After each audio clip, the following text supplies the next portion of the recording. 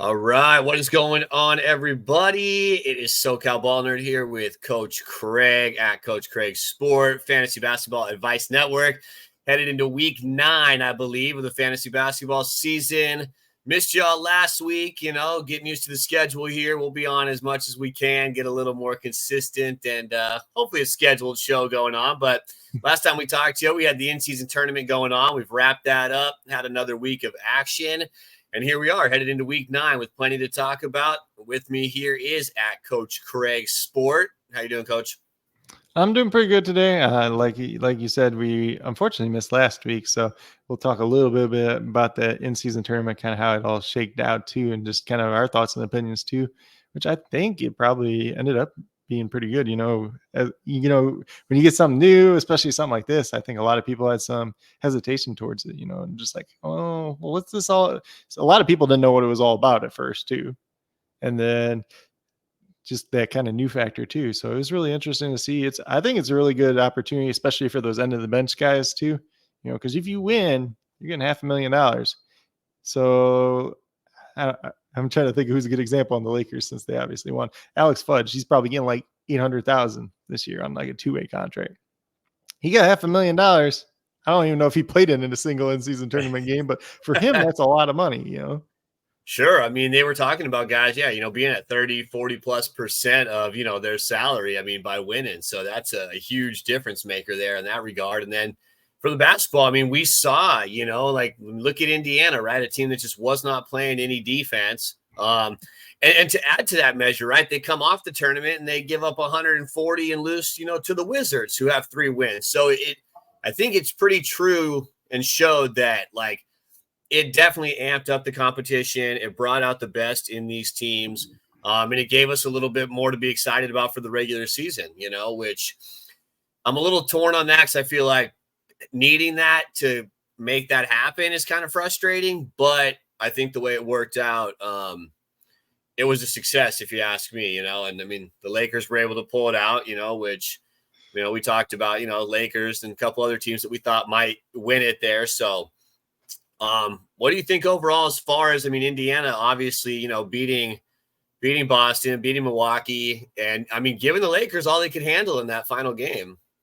Yeah, they're a very interesting team. They've been a lot better this year than I thought they would be initially too, because I think on my article over on Sports Affiliation website, I think I had the under on their team win total because I think it was like 44.5. I'm like, well, they're not that good. They got new players, but like these new players, it's Obi Toppin, it's Bruce Brown, it's like role players, So, but Halliburton's played really well. They've played really well as a team around, and they've got so many different players that they kind of mix and match with a bunch of different teams. So that's kind of nice to see. It's nice to see, a young team step up like that too. And they got a really good coach in Rick Carlisle. So that makes a big difference at the same time. I was trying to think where else I was going. But like in general, the in-season tournament is kind of like a nice little in between because like you kind of have opening day, which is, or I should say opening night, which is typically, right around Halloween time. This year is about a whole week before Halloween. And then you got Christmas Day, which is kind of the big one too. So it's kind of like a nice little breakup in between there too. Keeps people a little bit more interested in basketball. I would say my one gripe was the Thursday game. That was like 4:00 Central Time, my time. So about 5:00 Eastern Time, 3:00 Mountain Time, 2:00 Pacific Time, right? Why are we having the game at that time? Why don't we have it back a little bit later where more people can watch it? Because you're killing the viewings on that time slot because it's a Thursday, first of all. So it's not like people are going to take off work on a Thursday or leave work probably early on a Thursday because they still got to work on Friday anyways. And then, just that earlier time slot where you're limiting the number of people that can view it. And, the game's being played in Vegas, you can play it 2 hours later and not have a problem. I think partially was the fact that they wanted, because the second game that was going to be on, they wanted everybody, I guess, back east to not have to be probably up as late watching that second game, right?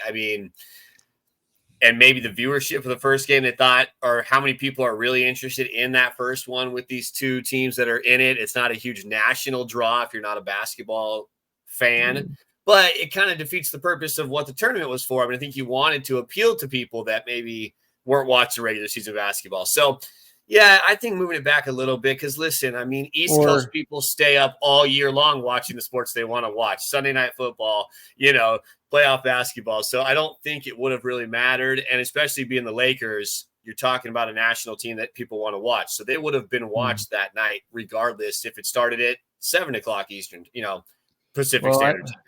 or like the other option you have is you put one game on Thursday, one game on Friday, and just play the championship on Sunday instead of Saturday, and then just give all the teams there in the last four just the day off on Monday. Like there's ways around it where you don't have to make the one game so early.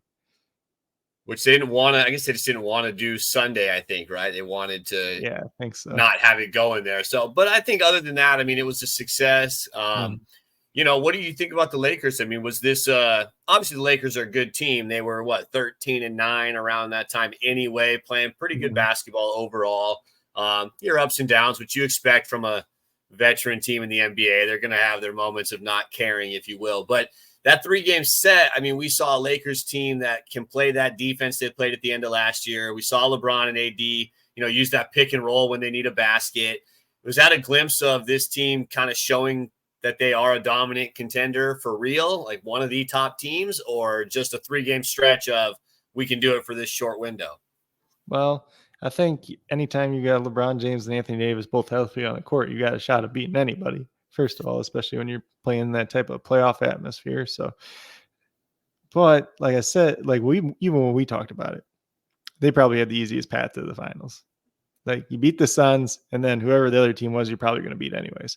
So I do like seeing them actually live up to kind of some of that hype and that potential, though. It gives you some promise, especially that they can do it, especially when you get to later on in the season too. Obviously, you might be playing some different teams by that point in time. You might be playing the full strength Nuggets. You might be playing the Mavericks. You might be playing whoever else at that point in time too.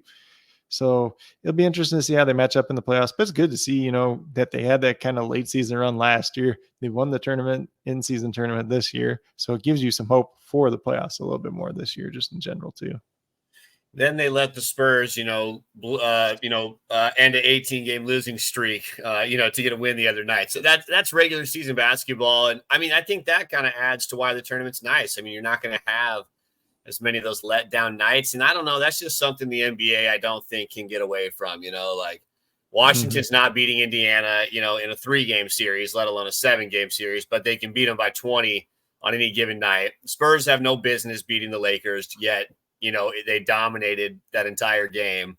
But it was nice to see the Lakers when it mattered. I mean, winning by 40 against the Pelicans was definitely flexing their muscles a little on defense. It was a little surprising, but it just got out of control, and they never looked back. But I think it was a good thing. The tournament was good. People seemed to enjoy it. It was nice to see, the Lakers embraced it, and whoever won was going to embrace it. Indiana was fired up, trying to win, having the celebration. I think it was cool to just add that hype to it. I just don't think, easy path, and LeBron wasn't going to be stopped from being the first guy to win the first in-season tournament, because if he didn't, it would have been another mark against him. People like he didn't even win the first tournament, because whatever you can do to bash, not just LeBron, but any of these guys, it's like he doesn't want that record there. So I think it was a success, but here we are back in the regular season. We're a week removed from that tournament, few games, few more injuries.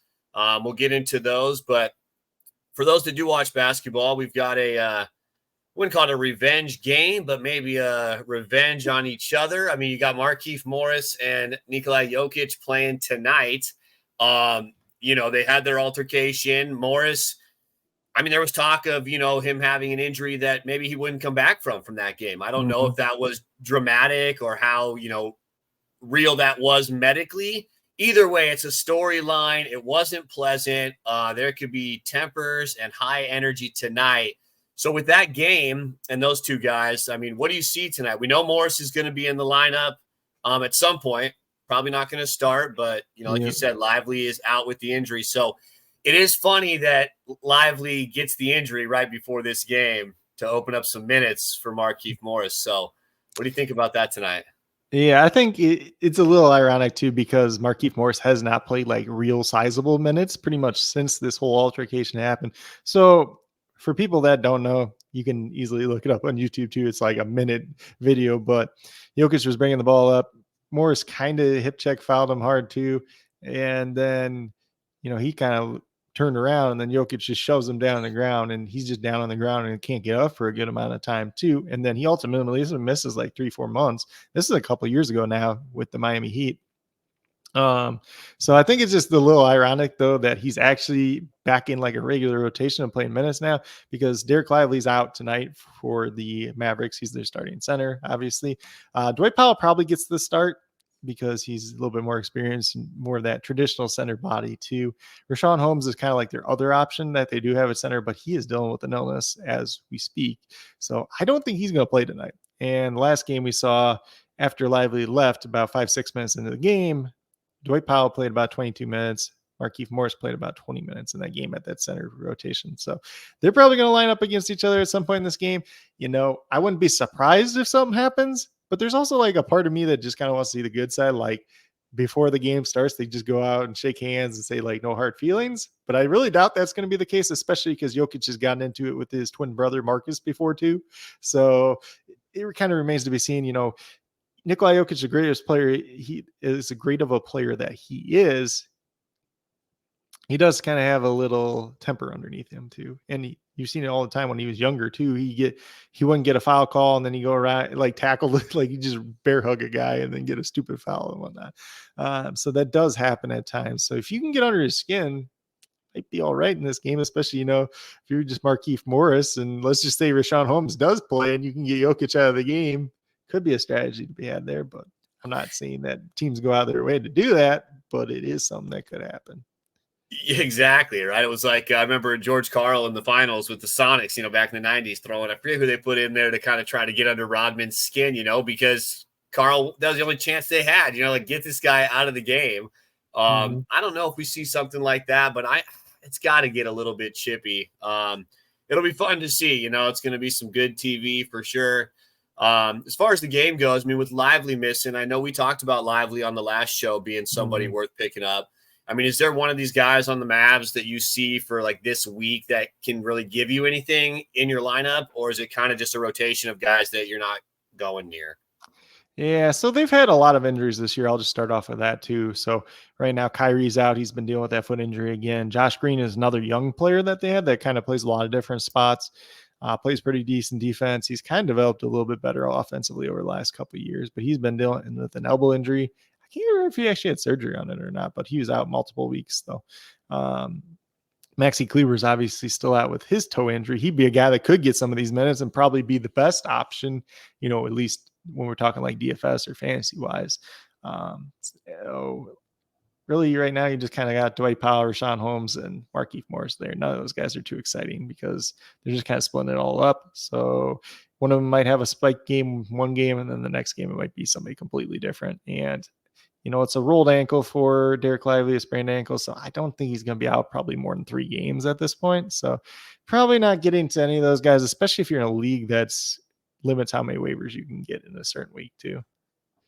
Right. I think on that team, I know we were talking big guys, right, because of Lively's position there, but talk about the injuries like to Kyrie. I think the guy to look at in Dallas, right, is probably Dante Exum, right? He had that nice little streak, especially when Grant Williams was out too. But now his minutes have kind of gone down since Grant Williams came back. The first game was all right because Derrick Jones Jr. had a quad contusion, so he missed that game. But when Jones and Williams have both been back, Exum's still been starting, but he's been getting closer to 28 minutes a night instead of like 33 plus, which he was getting and kind of going off a little bit more there. Tim Hardaway Jr. has kind of been a guy that's stepped up pretty big as of late too, although he's been dealing with off and on back spasms too, which is something that really scares me for a shooter. Those are the guys I typically don't like playing for DFS, especially for guys that shooter and he's dealing with a back injury. It's like, because they can just go out there and they could shoot 2 for 10 and be useless, and that can happen for fantasy too. But he's played really well as of late. I think this is a very interesting Dallas team, and when they're healthy, if they ever get healthy, I should say, they could be a pretty interesting team overall and could be one to contend with. And it'd be interesting to see if they make another move too. Yeah, and if they're not healthy, if Kyrie is out for, even longer and longer, I think it does make a guy like Exum a little more intriguing. Like you said, 28 minutes, and he's done well in those games. It's hard to sustain, 19 points, 5 boards, 4 assists, couple threes nightly in 28 minutes. But I think, if Kyrie continues to miss time, it's somebody that can at least give you that volume and, give you some good nights. And, you talked about, Jones over there. He could give you 12 one night. He could give you 24 another night. I mean, there's some inconsistencies going on with that team. And some of that may have to be with, these injuries, right? They're trying to get that continuity, the roles. It's tough to do that when, Irving's out, Lively's out. You've got a rotation. You do this. So I think Exum is definitely a guy to keep an eye on. I mean, I think he's probably, available, and I'd say, generally half of leagues, if you will, depending on how deep you play in. Yeah, and he kind of had the one really big blow up performance where he hit like 5 or 6 threes too, which is something he's not usually doing. And we have like this long track record on him too, because he's been around the NBA for like 6, 7 years. First of all, then he goes over to Europe last 2 years, and he comes back, and then all of a sudden he's kind of better. But he was a high end prospect once upon a time too. He was like the number 7 pick in the draft, I want to say it was, by Utah Jazz. Really athletic guy, long guy. Was supposed to be this good defender, and hopefully developed as a scorer, never quite developed as a scorer. He tore his ACL one year and then didn't quite have the athleticism that he once did have, and then just kind of bounced around on the back end of benches. So it's good to see him actually succeed at this point in time. But whether or not he can do that, further going on this season kind of just remains to be seen. But, for right now, until Kyrie gets back, he's a viable option, on waivers. Yeah, put him on that list, and if you don't have a spot for him, keep an eye on him. I mean, but if you need a guard right now, I think you could do a lot worse, at least in the short term. So, speaking of injuries, I mean, I know we talked about you and I with Cleveland. We got Evan Mobley, going under and missing the rest of the season. 6 to 8 weeks, I think. 6 to 8 weeks. I'm sorry, 6 to 8 weeks. But we don't really see much in Cleveland as far as fantasy options to really to pick up there, which is a guy like him. That's a big role. He's somebody you're playing in your lineup every night. You kind of wonder, maybe somebody's going to slide in that spot to give me some production, not as the same as Mobley, but similar. But you don't really see anybody in Cleveland that's going to do that for you. Yeah, so he's out, kind of their de facto guy when anybody is out this year is just put Dean Wade in the starting lineup and figure out the rest from there. It doesn't really matter who out, whether it's Jared Allen, whether it's Evan Mobley, whether it's Donovan Mitchell or Darius Garland. I don't think Strus has missed any games, so I'm not going to count him. But so we had kind of stepped into that 4 spot. He's going to go out and he's going to play anywhere from 18 to 26 minutes a night, probably. You're going to get some George Niang playing some of those minutes too. Isaac Okoro's in that starting lineup right now with Darius Garland out. He broke his jaw, so he's going to be out for a couple of weeks.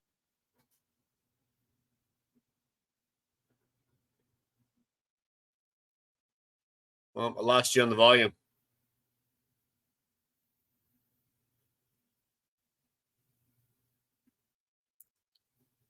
I'm not hearing you.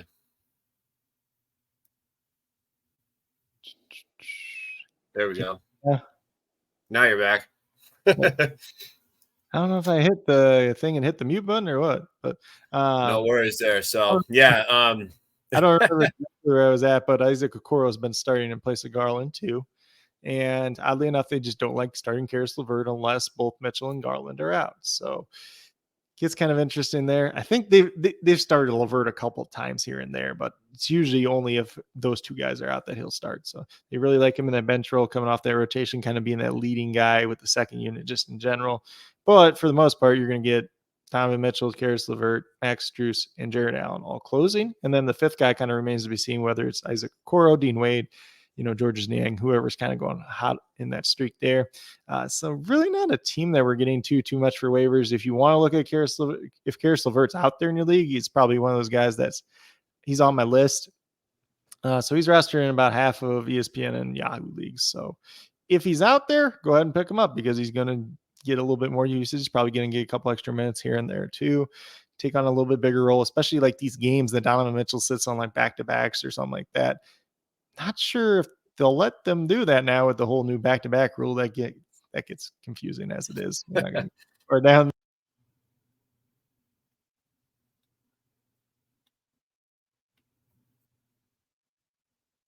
I'm losing you again.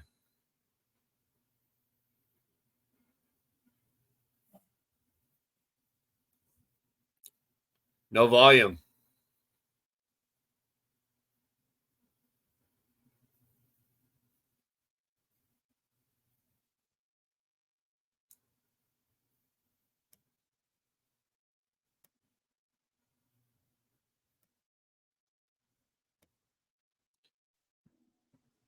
think you're back now.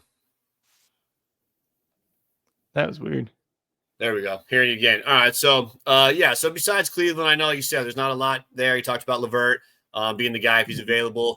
Is there anybody else with the injuries that are going on around the league that you see actually does have an increased role where you're like, okay, with this injury, he's coming in and he really can give you that production as opposed to some of these other guys we've talked about? Yeah, so like the other big injury that we got right now is Bradley Beal's out for the Suns. So, if Grayson Allen's out there in your league, you can go out and grab some Grayson Allen. Nazir Little started yesterday. So, like, it's kind of one of those things. Maybe they're just like a daily streamer guy. If Durant misses a game, if Booker misses a game, whoever kind of ends up in that starting lineup looking a little bit better might kind of pick and choose based on the day. If you need just kind of a daily streamer from the Suns, I will say a couple other like injury related notes, but these are guys coming back too. Is for the Miami Heat, we get Tyler Hero and Bam Adebayo back tonight, unless something majorly changes. So that's going to be pretty interesting there. Tyler Hero is going to likely start at the point guard position tonight, just because Kyle Lowry is out tonight. They're just giving him the day off essentially, but it's kind of safe to assume the normal starting lineup is probably going to end up being, Kyle Lowry, Tyler Hero, Jimmy Butler, Caleb Martin, and Bam Adebayo. That's probably what's going to be the starting five. So Duncan Robinson gets kicked back to the bench. Had some real useful times, been a little bit slower as of late, though. Jaime Jaquez has played really well off the bench lately, though, too. So he's probably going to be their sixth man, I would assume. Our boy David Highsmith just did come back, too, from his back spasms, but he's not starting anymore, and I doubt he goes back into that starting lineup. Probably goes back to a pretty minimal role. Then, obviously, you still got Kevin Love off the bench, but Miami pretty much as healthy as they're going to get at this point in time. And then who's the other? Oh, John Morant coming back off suspension tomorrow. So for the Memphis Grizzlies tonight, if you're watching this, if this is up in time, we're recording this Monday afternoon. The Memphis Grizzlies only have two active ball handlers tonight, Jacob Gilyard and Desmond Bane, who's not even technically a primary ball handler most of the time, but he can do it, and he's been all right in those situations so far this year. John Morant should come back, probably play 30-plus minutes right away, I would assume. Might not be the 36 that you're looking for right away, but 32.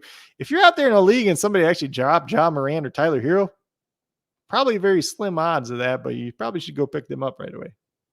Yeah, I think you're just, if you're a fantasy manager that has John Morant, you're just, you're sliding in a star player into your lineup. So, if you've had some success or you haven't, it's going to change the direction of your team. It doesn't change much for Memphis, right? There's not anybody. It's not like Duncan Robinson where Hero comes back and he takes a back seat. The usage rate goes down for Desmond Bane and Jaren Jackson, but like all the other guys there are so bad, it probably doesn't make that big of a difference. Right. Honestly. And you're still, Bane, Jackson's going to get his in the matchups, right? Bane's still the other guy. Jaw's going to share the wealth a little bit, you would think. So I think those are kind of the only two guys you were really using anyway, right? Were Bane and Jackson. Another team I like looking at with some of these injuries, man, is, the Utah Jazz. Clarkson's out for a little bit now. Keontae George, who we talked about, suffered, the foot injury. So, I think short term, if you maybe transfer off of Duncan Robinson, I'm looking at a guy like, Talen Horton-Tucker, a guy that doesn't have the role, right? He gets maybe 22 minutes a night if he's lucky. But anytime he's gotten a chance to play an expanded role, the numbers and production have been there. So it might not be for long, but for the next week or two, I think THT could be a nice option, in the lineup with the fact that these two guards are missing. And he showed at the end of last year when he got in and got to play, the extended time, what he could do. So I know he's out there in probably about 70 to 80% of leagues. And so if you need somebody in the short term, he's definitely a guy I'm looking at. Yeah, the other guy there too is Colin Sexton, who's started and he's played really well as of late, getting like 32, 33 minutes a night. He's rostered in 36% of ESPN leagues, 62% of Yahoo leagues. He's putting up really big numbers since he's been starting. But he's just one of those guys, like, he's not that great of a player, but when he's on a team that he can just go do whatever the heck he wants, he can go score the basketball whenever he wants to. Yeah, no doubt. Sexton was supposed to be a stud, right? He just kind of disappeared, flew away into Utah. But there's some games where he comes in and he just is a bucket machine at times, but inconsistent, but he's going to get the chance too. For sure. He's one of those guys that never really truly developed that 3-point shot. He was a little bit of an inefficient scorer. Then he had the ACL injury, and how good Garland was just made him expendable. Right. And then Olynyk's injured now too. So if we transfer kind of over to the big side of, things in Utah, I'm sure a name most people don't know, is a guy in Taylor Hendricks, just recalled from the G League. I like Hendricks. I think he's done well to start, and he's going to get the chance to play here. They have what's his name? Simone, is it Simone or Simon Fontecchio? Simone Fontecchio. There you go. He doesn't rebound the ball very much. He can score. He can light up the scoreboard. But what I like about Hendricks is he's going to get you those 4 to 6 rebounds a game. And I know that, people probably don't know the name Fontecchio either. Either one of these guys are probably available, and they're probably good options, right now with Olynyk being out. But, those 3 guys in Utah, Fontecchio, whatever his name is, Hendricks, and THT, and even Sexton. You've got a group of guys there on a team that doesn't get a lot of attention, names that people don't know, but I think there's some production there. And I like Hendricks out of that group if you're looking for a big guy to get some buckets, and get some rebounds for you. He's an interesting guy to stash too, just because Utah's not going anywhere this year. They pretty much said John Collins is already on the block too.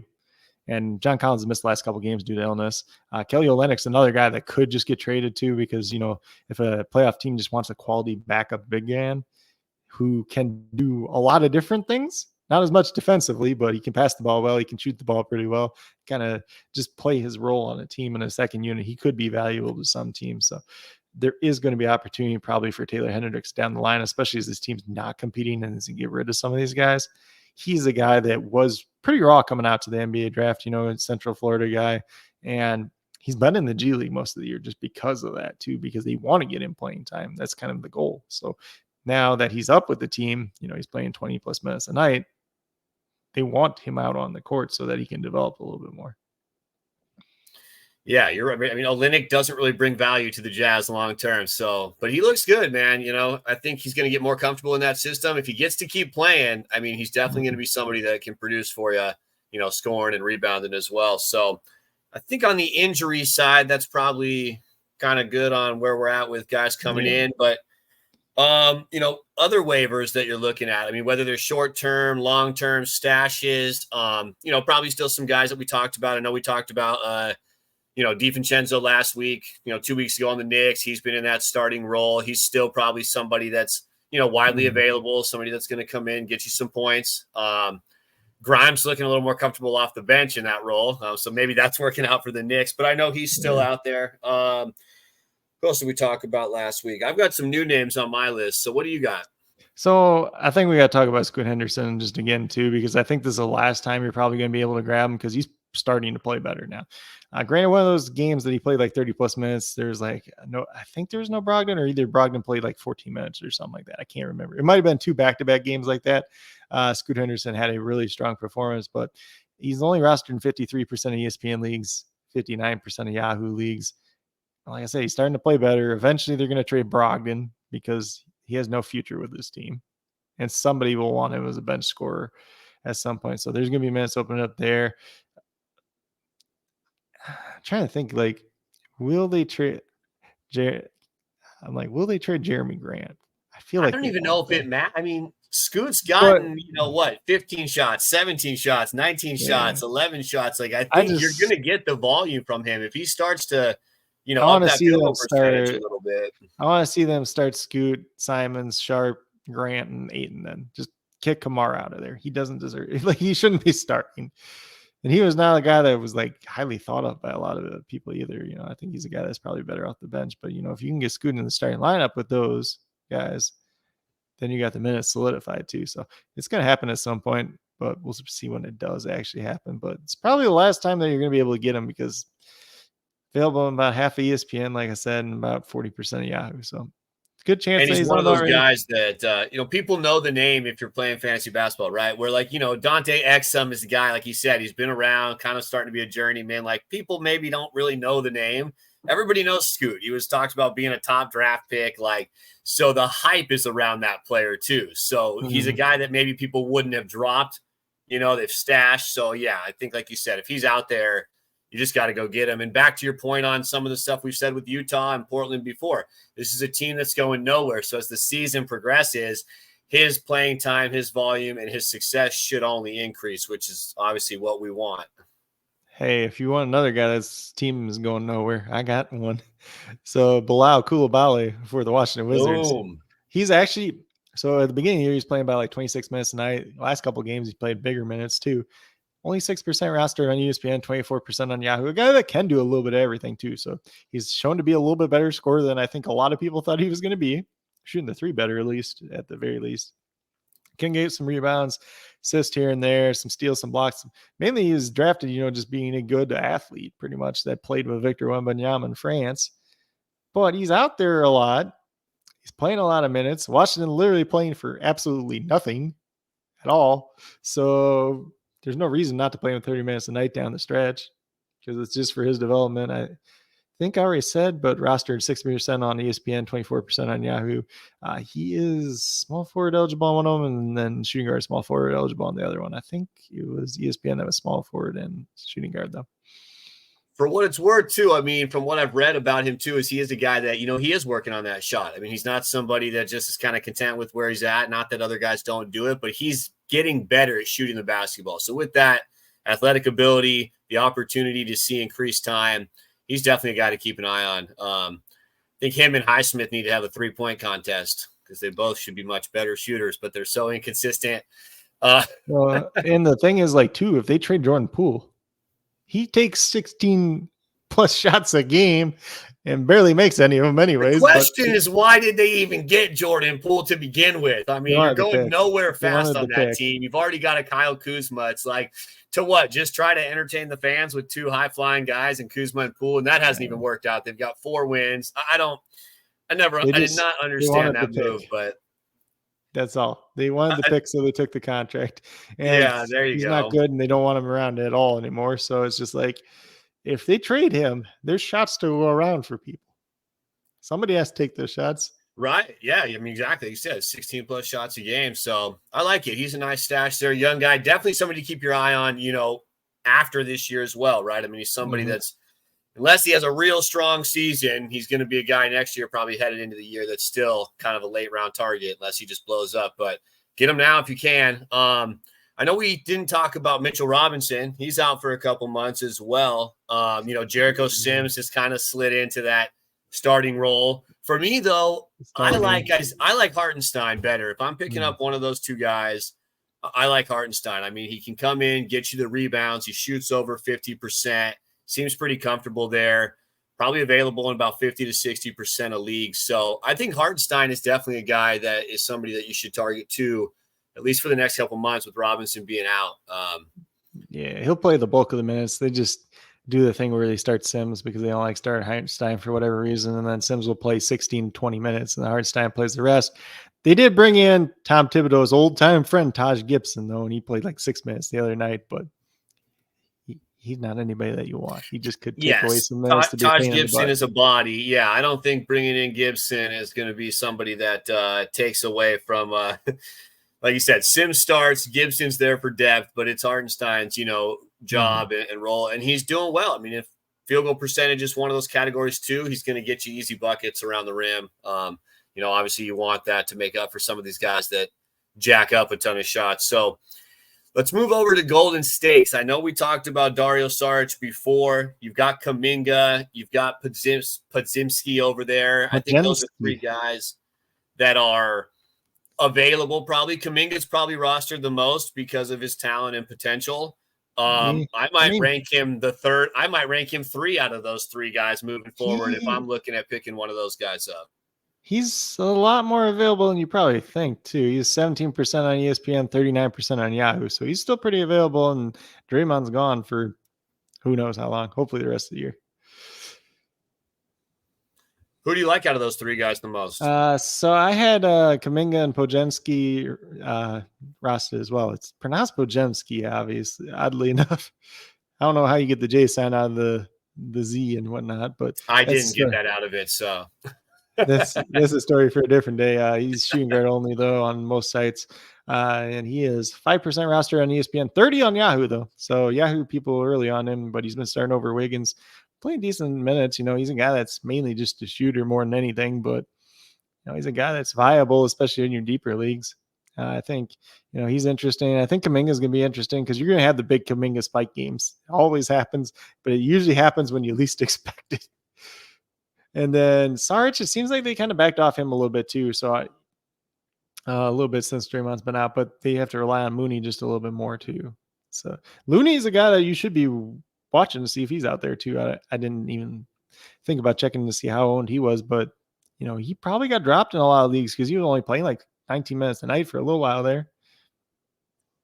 And he was producing. I mean, when he was playing, when he gets the minutes, I mean, he's a rebounding machine for a big man, no doubt. So, I mean, in nice matchups, he can get you that double-double as well. I mean, there's times where he's only going to drop 6 or 7 points, but there's not a lot of size on that team. So the Warriors are a little different names of what we're used to. Obviously Steph is there and Clay's decreasing, but, we're talking about these 3 guys and talking about Kayvon Looney, who was on these good teams, but he wasn't really an anchor, if you will. So kind of a changing of the guard, and some young guys that are going to get the chance to at least play, whether this Warrior team can win some games or not. So I think that whole list is worth targeting. The hardest part with that too is Steve Kerr. Steve Kerr just does whatever he wants. He doesn't give a crap about you. So like one day you think you can trust Kuminga, like because he played like 30 minutes the night before, and the next game he'll play like 14. Like it's just what Steve Kerr does, and he'll just pull like some random guy off the bench that hasn't played in like 3 games and just start playing him like 18 minutes a night. It's just he always does it, and it's frustrating especially like from a DFS perspective, which I play a lot of. Is just like this random guy like. Pojenski was that guy earlier this year. He literally just didn't play at all. Then all of a sudden started playing a little bit. Then Clay got ejected the one game, had a big game. Then all of a sudden he's playing like 20 minutes a night. Yeah, and then if you set your team for, the week, right, and then the guy's not playing at all, you're kind of bummed out that you missed 2 or 3 games with no playing time. So it's not a good strategy for fantasy managers, regardless of what Kerr's doing. But I think back to the point of who that team is in the transition, I don't think he really knows who they are. So he's just kind of whatever feels right, and maybe something will stick eventually. And as the season goes, we'll get a little more continuity there and see what these guys slide into, but maybe not. It might just be kind of a, let's see what these guys got all year long, and we'll put it in the boiling pot next year and move forward. I mean, they're kind of stuck with what they got too, because there's not much they can do for trades, because they can only trade picks and Moody essentially, because they refuse to trade Kuminga. And you can't have that much money coming in either, because you got Wiggins and Draymond contract, which pretty much nobody will touch right now for either one of them. Yeah, it makes it tough. I mean, well, it happens. You're good for a long time. You kind of got to have a little changing of the guard and transition time there. So I got one other player that I like. You got anything else you want to make sure we touch on? Yeah, I got one other player for waivers too. All right, I'll go with mine. So I got a guy, maybe not somebody people are looking at too much. I think he's probably about 20% rostered across the board. It's Nick Richards in Charlotte. I like this kid, man. I mean, Mark Williams is unreliable to me injury-wise. I think you could see him missing more time. He's already had the back issues. Again, Charlotte, a team not going anywhere. But he can get you the rebounds. He can get you the blocks. He's starting to play a little bit more time. I know he's only around, that 26-minute mark if you're lucky. But I think that can increase. I think he's definitely worth keeping an eye on. When he's gotten a chance to play, he's a guy that can get you 10 and 10. And there aren't a million guys out there on the waivers that are available to do that. So if Mark Williams misses increased time at all, or goes out with an injury where he's missing lengthy periods, I think Nick Richards is a good target. Yeah, the hard part with those two guys, I like both of them coming out of college. So I like Mark Williams a lot coming out of Duke. I like Nick Richards a decent amount when he's at Kentucky. So they're kind of similar players. But Richards, I'll say the one thing about him, just like he has not played as well this year as he typically has in the past. So his rates are kind of down. I'm not sure exactly why that is. Maybe it's just, playing with Miles Bridges this year. Maybe that's it. Maybe it's playing with him and Brandon Miller. The 1.8 blocks is nice too, So, I mean, if we talk about like specific needs for your team or what you're looking for, I mean, a guy that, if you can give me, 10, 8, and 2 blocks, and I got a lineup that doesn't have any blocks, he might fit that role better, right? I mean, or you might Yeah, want if to you're get looking for blocks, he's a good guy. Yep. For a little while, like Mark Williams was out, or Mark Williams is doubtful again today with his back. PJ Washington is questionable with his shoulder injury. The whole team is doubtful today, dude. They just And lost. Toronto still might lose because Toronto's been losing games that they should win all year long. So. Oddly enough, with all those guys out, Charlotte let Teo Maladon walk and sign a 2-way with the Suns. But they had like way too many like point guards, like these guys that were like all 6'3" and whatnot. It's like, why do you have like 6 of these dudes? It didn't make sense.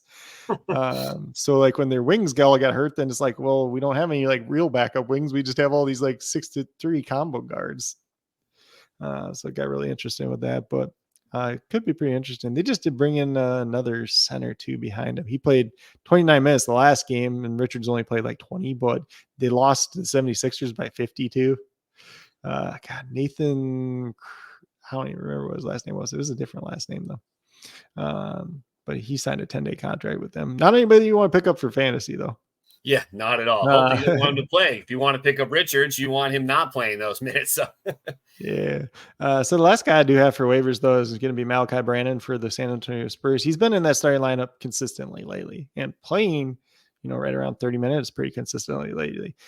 So on ESPN, he's only shooting guard. If you play on Yahoo, though, it's probably why he's a lot more rostered on Yahoo, to be honest, though. But he is eligible at point guard, shooting guard, and small forward on Yahoo. So you can play him at 3 different spots, 1% roster on ESPN, 10% on Yahoo. Like I said, consistently starting for the Spurs, playing bigger minutes as of late. He was a really good player at Ohio State. Oddly enough, he played a lot of like point guard, combo guard at Ohio State, and they never let him run the point in San Antonio the whole time he's been there. And he's a guy that, he's kind of one of those microwave scorers. He can get hot in a minute and kind of score a bunch of points too. So I do like the upside with him, probably more point scoring dependent than a lot of other guys. But if you're looking for some points, maybe looking for some threes, could be a guy that, at least stands out there, a good young player at the very least. Nice. I like it. Definitely a name that most people probably don't know about. A young team over there that, if it's not Wemby, you're probably not really paying much attention unless you're a strong basketball fan. So, I mean, I like a lot of the young guys. I like, even before Wemby was there, I like Brandon. I like Vassell. I like Kelton Johnson. SoCan, I don't really care that much. SoCan. I thought you liked SoCan. No, I didn't. He played at Baylor though too. I'm a big Kansas fan. I like Trey Jones. I like Trey Jones a lot. I'm like, why do you just not start Trey Jones at point guard anymore when he was, he's one of the Jones brothers. They're great at his assist to turnover ratio and they play defense. Why would you not play that guy more? But they've been playing defense over there. They do have some young talent. I mean, no doubt. That's one reason why, on any given night, I mean, they are a team that, can beat a team like the Lakers. I know AD didn't play, but still, you should be able to beat the Spurs there. But they're young, they're hungry. I know they played a lot better defense. So there's plenty of young guys over there. Vassell is kind of cooled off a little bit, but he's still a really good player. So sweet, man. Well, I think we got a lot there. Recap the tournament. We got some injury news. Definitely a lot of guys that are available to pick up, short-term, long-term. Anything else you want to add in here, Coach?